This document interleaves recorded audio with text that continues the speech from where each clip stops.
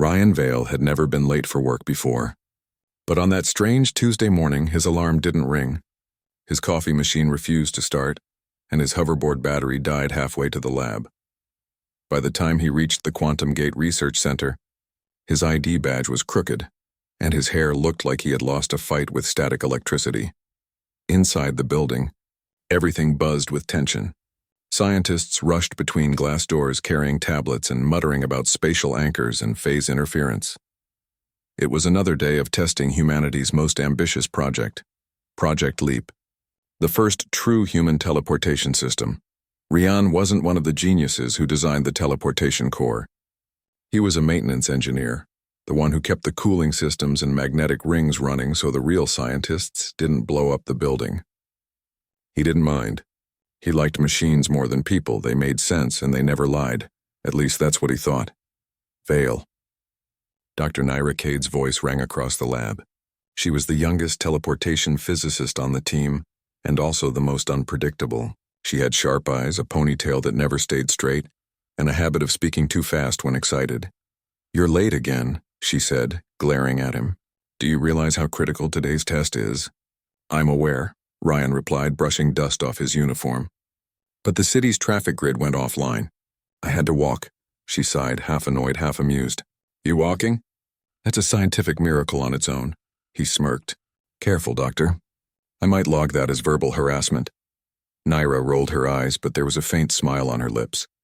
"Just make sure the secondary coils don't melt this time. I'm increasing the power by 12%. Are you trying to teleport yourself or vaporize the room?" "Hopefully the first one," she said, already turning back to her console. The test chamber was a large, circular room lined with shimmering rings of blue energy. In the center stood a platform surrounded by magnetic stabilizers. The hum of power filled the air like a heartbeat. Ryan moved to his station near the control room window. He checked the cooling lines, the magnetic field strength, and the safety limiters. Everything looked fine, except for a small flicker on one of the stabilizer readouts. He frowned. "Hey, Naira, stabilizer 3 is oscillating again. Just recalibrate it manually," she replied, not looking up. "It's within tolerance." Ryan didn't like that answer, but before he could argue, the countdown began. Phase alignment in 10, 9. He sighed, grabbed his wrench, and adjusted the stabilizer housing. The energy hum deepened. 5, 4, 3. The air shimmered. Light swirled around the platform. 2, 1, initiate. There was a brilliant flash. The air rippled like liquid glass. For a heartbeat, Ryan saw Naira's outline vanish from the platform, her body dissolving into pure blue light. The sensors screamed with data. He looked at his monitor. Teleportation successful. Destination, the receiving pad 30 meters away in Chamber B accept. An alarm blared. The screen flickered red. Spatial anchor drift detected. Before Ryan could react, the light exploded again, right above him. Something heavy slammed into his shoulders and sent him crashing to the floor. A tangled mess of limbs and hair landed squarely on top of him. Ryan groaned. "Ow, what the—" He blinked up at a very familiar face. Dr. Naira Cade. Her eyes were wide with shock, and her lab coat was half singed from the teleportation energy. "Oh no," she whispered. "Not again." Ryan just stared. "Again? What do you mean, again?" "You just fell on me." The control room lights flickered. Smoke hissed from the stabilizers. Ryan pushed himself up, wincing. Naira rolled off him, rubbing her head. "Well," she said weakly, "I think we can call that partial success." "Partial success?" Ryan snapped. "You teleported 30 meters and landed on me. Do you even know how much you weigh?" She frowned. "Excuse me?" He quickly raised his hands. "I mean, scientifically speaking." "That's a lot of momentum to handle." Naira exhaled slowly, trying not to laugh. "Relax, engineer. I didn't mean for it to happen. The spatial anchor must have glitched again. You said you fixed that last week. I did. But it keeps redirecting the endpoint to— Me? She nodded, embarrassed. "Yes. Somehow your biosignature keeps registering as the safest anchor point in the building. So every time you teleport, I land on top of you," she finished, blushing slightly. Ryan just stared at her. "You've got to be kidding me." Later that day, after the chaos died down, they sat in the lab's break room surrounded by coffee cups and data tablets. Naira tapped on her screen, analyzing the teleport logs. It's strange. The quantum link keeps locking onto your genetic ID, not the target pad. It's as if the system prefers you. Maybe it just likes my charming personality, Ryan said dryly. She gave him a look. Or maybe you're carrying some kind of residual field signature from the stabilizers you work on. You've been near the teleportation core more than anyone else. Ryan shrugged. So what's the fix? She hesitated. I'll need to recalibrate the entire anchor array. But to do that safely, I'll have to test multiple short jumps. He frowned. Short jumps? Naira grinned sheepishly. Yes, and, well, I might land on you a few more times, Ryan groaned. Of course you will. Over the next few hours, the lab echoed with repeated flashes of blue light. Each time Naira tried to teleport, she appeared in the air above Ryan, sometimes on his shoulder, sometimes beside him, once even upside down. By the fifth attempt, Ryan was flat on the floor, laughing helplessly. You're doing this on purpose, aren't you? Absolutely not, she said, though she was laughing too. I swear I'm trying to land on the pad. Then the pad must have my face printed on it. They both laughed until the lab assistants peeked in, confused by the noise. For the first time in weeks, the stress of endless experiments faded away. Between data readings and sarcastic remarks, they began to enjoy each other's company more than they expected. As the sun set outside the lab's tall windows, Naira adjusted her console for one last test of the day.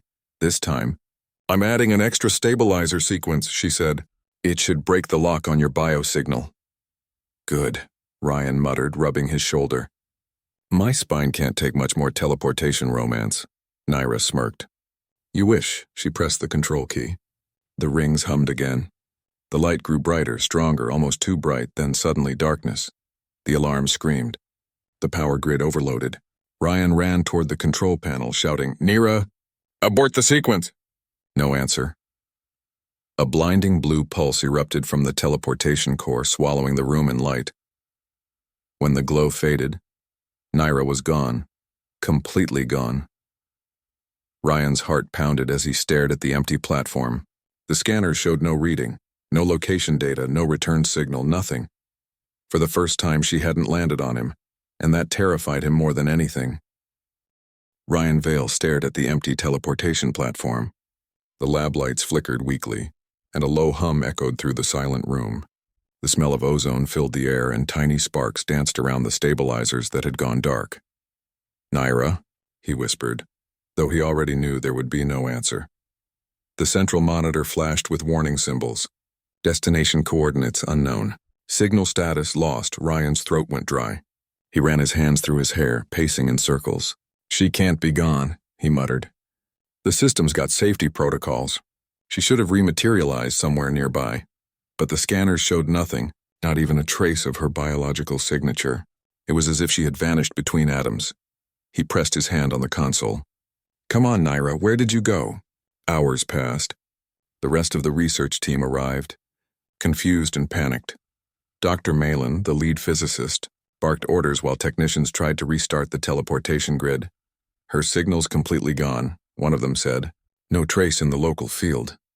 Ryan stood by the stabilizer ring, staring at it like it might answer him. He knew Naira better than anyone. She was careful, smart, sometimes reckless, but never stupid. She wouldn't have pushed the test that far unless she was certain it would work. Something else had happened, something the computers couldn't explain. Vale, Dr. Malin said sharply. Go home, we'll handle the analysis. Ryan shook his head. No, she's still out there. I can feel it. This isn't about feelings. It's science. And the science says she's gone. But Ryan wasn't listening anymore. That night, he returned to the lab alone. The security drones ignored him. He still had his clearance as chief maintenance engineer. The corridors were empty, filled with the soft hum of the generators. He walked to the teleportation chamber, where faint traces of blue light still shimmered in the air. He sat near the console and began checking the data logs. He noticed something strange. Every 32 seconds, a flicker of static appeared on the system's receiver, like an echo. It was tiny, almost invisible, but it repeated perfectly again and again. Come on, he whispered, eyes narrowing. What are you? He enhanced the signal. Static became a pattern. Then the pattern became a pulse, and then he heard it.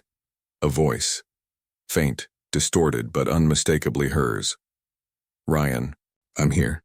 His heart stopped. "Nira?" The signal glitched. "Can't hold long. Coordinates. Shifting. Where are you?" He shouted at the console, knowing she couldn't hear him properly. "Between layers. Not dead." The line cut out. Ryan sat frozen for several seconds. Then he jumped to his feet. "You're alive," he breathed. "You're actually alive." For the next few days, Ryan barely slept. He modified the lab systems, building a new receiver from spare stabilizer coils. Every night he sat by the teleportation core, waiting for her signal to return. When it did, it always lasted just a few seconds, enough to give him hope, but never enough to bring her back. He recorded every pulse, every frequency shift, every fragment of her voice. Over time, he noticed something new. Each time she spoke, the energy readings around him spiked. The teleportation field wasn't dead. It was reacting to her voice. That meant one thing. She wasn't somewhere else in space. She was somewhere in between. On the fourth night, the signal came through stronger than ever. "Ryan." He nearly fell off his chair. "Nira, I'm here." "Talk to me. I can see." "Echoes of you," she said, her voice trembling through static. "You're standing near the core. I'm trapped inside the phase field. It keeps looping." "Looping?" "Yes. Every time the core resets, I'm pulled back. I think I'm connected to the anchor you fixed last week." Ryan blinked. "Stabilizer 3? "That's it!" "But if that's true," he said quickly, "then your molecular pattern is bound to the magnetic coils. That's why the system can't lock on. How do I get out?" He hesitated. "If I reset the core, the link could collapse." "You might—" "I trust you, Ryan. Do it." The connection started fading again. "Nira, wait. If I can sync your signal with mine, maybe I can pull you through me." The line went dead. Ryan leaned back in his chair, staring at the ceiling. He could try to link his own biosignature with hers, essentially making himself the target anchor. It was risky, but it was also the only idea he had. He started making adjustments to the system. Cooling coils hissed as he rerouted power from the backup grid. He set the anchor frequency to his own ID. He took a deep breath. "If this works, she'll land right on top of me again," he muttered. "Guess I better be ready for that." The machine roared to life. Blue energy surged around the room. Ryan's heart pounded as he stepped onto the platform. "Come on, Nira, find me," he whispered. The stabilizers spun faster. The hum grew into a deep vibration that rattled the glass walls. His vision blurred and light enveloped him. Then, he felt a weight crash into him. He gasped and stumbled backward as someone fell against his chest. He looked down. It was her, Nira. She blinked up at him, dazed and breathing hard. "Ryan?" He laughed out loud, pure relief flooding his chest. "You actually did it." "You're back," she smiled weakly. "Told you. I always land on you." He caught her as her knees gave out. "Easy there, Dr. Cade. You've been missing for 3 days." She frowned. 3 days?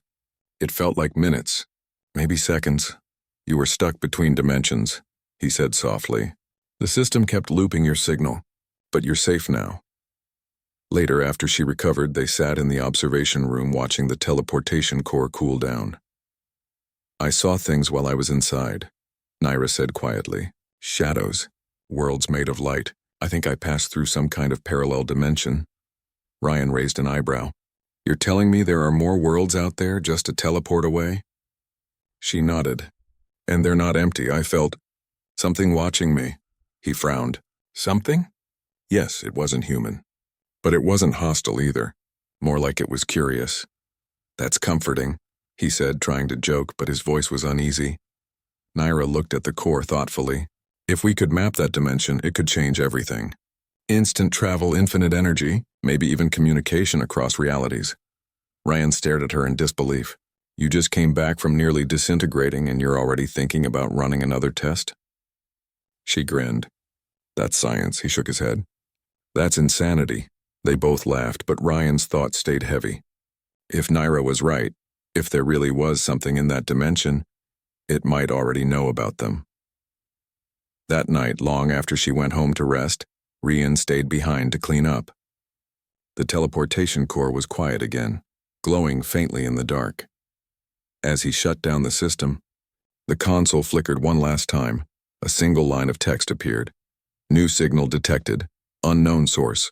Ryan froze. What the? The monitor glowed brighter, and through the static a voice whispered, soft, distant, and unfamiliar. Human. Connection established. Then the screen went black. Ryan's heart raced. He slowly backed away from the console. He didn't know what that voice was, but one thing was certain. Naira's teleportation accident had opened something far bigger than either of them imagined. The next morning, Ryan barely touched his coffee. He couldn't stop thinking about the voice that had spoken through the console the night before. It hadn't sounded like static or a glitch. It sounded alive. He played the audio file again on his tablet. Human connection established? The tone was slow, smooth, and distant, like someone speaking underwater. He ran a quick scan on the signal and frowned. It wasn't like Naira's teleportation pulse. The frequency was lower, almost like a heartbeat. And it came from the same dimensional frequency Naira had been trapped in. Someone or something was trying to reach them. When Naira entered the lab a few hours later, she looked rested but still pale. "Morning," she said softly. "I heard you stayed here all night again." Ryan gave her a small smile. "You know me. I don't sleep when science tries to talk to me." She frowned. "What do you mean?" He handed her the tablet. "Listen." As the voice played, Naira's expression changed. Surprise, then curiosity. Then a spark of excitement. "This isn't human," she said finally. "Yeah," Ryan replied. "And it's coming from the same phase layer you were stuck in." Naira's eyes brightened. "Then it's from the other side." "Other side of what?" "The void between teleportation coordinates," she said quickly. "When I was trapped, I felt shapes moving in the light. I thought they were my imagination. But maybe they were real, entities living inside the quantum field itself." Ryan rubbed his chin. "So they're aware of us now?" "Yes," she whispered. "And they want to communicate." They spent the rest of the day trying to decode the signal. Each hour the pattern repeated, always the same 3 words. Human connection established. At first it didn't respond to anything they said back. But then after Naira adjusted the teleportation frequency by a fraction, the monitor flickered again. A new word appeared on the screen. "Hello." Ryan jumped. It replied. Naira's hands shook as she typed back through the console. "Who are you?" The answer came after a pause. "Watchers." Ryan frowned. "Watchers?" "That's creepy." Naira ignored him. "What do you want?" She typed, "To understand." "Understand what?" "Human." The console went silent again. Ryan stared at the screen. "Okay, that's officially unsettling." But Naira was grinning. "Don't you get it? They're intelligent. They're aware. And they're curious about us." "Curious is fine," Ryan said slowly. "But what if they're experimenting on us too?" Naira turned to him. "Then we learn faster than they do." Over the next few days, Naira and Ryan continued their contact with the Watchers. Each time they sent a message, the beings replied in simple words, slowly learning human language through the translation matrix. Ryan was cautious. Naira was fascinated. She started calling the lead voice Echo. "Echo understands concepts," she told Ryan one evening. "They're learning emotion, choice, even humor. I think they're evolving just by talking to us." Ryan looked uneasy. "You're talking like they're students." "In a way they are," she said softly. "Maybe we're their first teachers." But one night everything changed. Ryan was alone in the lab again, checking the stabilizers when the lights dimmed. The teleportation core activated on its own. The console glowed with a new message. "Help us." Ryan frowned. "Help you how?" The reply came instantly. "Trapped." He felt a chill run down his spine. "Trapped where?" "Inside light." The screen flickered violently and the energy field pulsed brighter. A strange pattern of symbols appeared, coordinates unlike anything human systems used. Then the console shut down. Ryan stared at the dead screen. Naira needs to see this. When she arrived, he replayed the log for her. She bit her lip. "They're asking for help. They must be stuck between the same layers I was trapped in." "Or it's a trap," Ryan said. "You told me yourself there were things watching you. What if they're using this to pull us in?" "I don't think so," Naira said. "If they meant harm, they could have done it already. They've had full access to our systems for days." "That doesn't make me feel better," he muttered. But Naira's mind was already made up. "I'm going back in." Ryan's eyes widened. "No, absolutely not. Ryan, listen. If they're really trapped, they might be another form of life. We can't ignore that. Humanity has waited centuries to meet another intelligence. This could be it, he sighed. Then I'm coming with you. They prepared all night. Ryan synchronized 2 teleportation suits with built-in magnetic anchors. Nira adjusted the teleportation parameters to lock both of their signals together. If the connection breaks, the system will pull us back automatically, she explained. Assuming it works, he said. She smiled faintly. You worry too much. Someone has to, he replied, tightening her suit stabilizer. When everything was ready, they stepped onto the platform together. Ready? She asked. Not even a little, he said. She laughed. Perfect. Let's go. Light exploded around them. The world dissolved into shifting colors and streams of energy. Ryan felt weightless, like floating inside a dream. Shapes moved in the brightness, long, translucent forms that shimmered like glass and whispered in echoes. He heard Nira gasp beside him. They're beautiful. Then one of the shapes turned toward them. Its voice was not heard through ears, but through the mind. You hear us? Nira nodded. We do. We are many. We were once energy. Then we were trapped when your machine tore through the layers. Rian's heart sank. Our teleportation system did this? Yes, you opened the path. We cannot return. Nira's voice trembled. Then we'll help you. The beings pulsed with light. Help requires bridge. One of you must remain here to hold the path open. Rian froze. Wait, what does that mean? But Nira understood instantly. She looked at him, her expression calm and sad. A stabilizer. They need a living anchor to balance the dimensional link. No, Ryan said firmly. We'll find another way. Rian, I'm not letting you stay here again. She smiled softly. You're the engineer. I'm the scientist. I started this. Let me finish it. Before he could answer, she pressed her hand to his chest. You've always been the one I land on, remember? Then she activated her suit's manual override. A burst of light surrounded her, and he felt himself being pushed backward. Nira, he shouted, reaching out. But she was already gone, merging with the swirling lights around them. The teleportation core flared one last time, and Rian fell back into the lab. He gasped as the platform powered down. The chamber was quiet again, except for the faint hum of the core. Nira, he shouted. No answer. The monitor lit up. One line of text appeared. Bridge stable, watchers free. Ryan's throat tightened. What about her? Another line appeared. She watches with us. Then the system went silent. Days later, the Research Council shut down Project Leap. The teleportation chamber was sealed, and the official report said Dr. Nira Cade was lost in a spatial accident. But Rian didn't believe she was gone.